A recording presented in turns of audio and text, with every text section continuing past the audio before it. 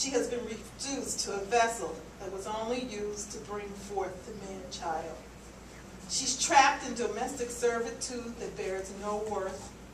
Her sadness spills from her soul and adds deep frown lines around a sad smile and tired eyes. A song of pity and resignation comes from her lips, and I stand feeling so sad as I watch her cry and die just a little at a time.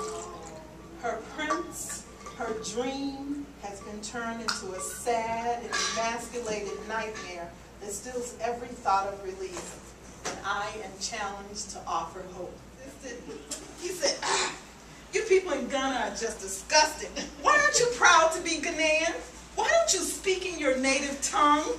And before I could speak, he began yelling, and look at how you're dressed, young lady. Why don't you come to the bank dressed in a rap, t-shirt, and Charlie Watchies with your flip-flops?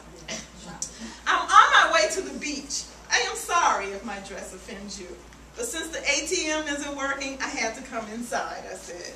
Oh, listen to that accent, he yelled. Okay, you're a Bantu and you learn well, but can't you be proud of who you are and stop pretending? In Ghana here, people still believe if you go to school or work abroad, you must come back and dazzle everyone with your new accent, clothes, jewelry, and wealth. You would rather look and talk like anybody else but yourself and who you really are. Shame. Nonsense, I yelled. I was born and raised in the U.S. And my parents and your parents kept you away, he asked. They did not teach you the local dialect. Shame on them. My parents, grandparents, great-grandparents, and all of my family for the last 500 years were born in the USA. I am the first to come back to Africa because I know it is home. And I am not a Bantu. I am a returnee, and I am being myself, I said. Oh, sorry, but you better learn quickly to speak Twi, he shouted. So that's Bantu. She had to take in her father-in-law because he was a polygamist. And now that he was sick, nobody would feed him. And she said, don't you know, a polygamist always dies of hunger? I never heard it. But I thought it was interesting.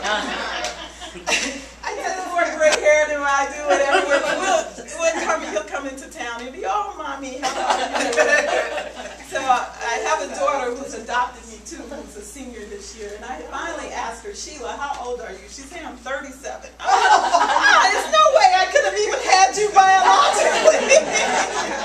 And there's another question. No, yeah, I just wanted to add. You can call me Rose. We're different continents. Right.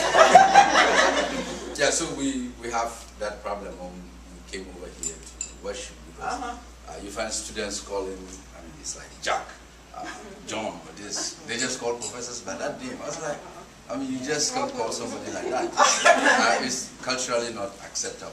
Yeah. Apart from that, it's difficult for a younger person to look an older person in the eyes and talk.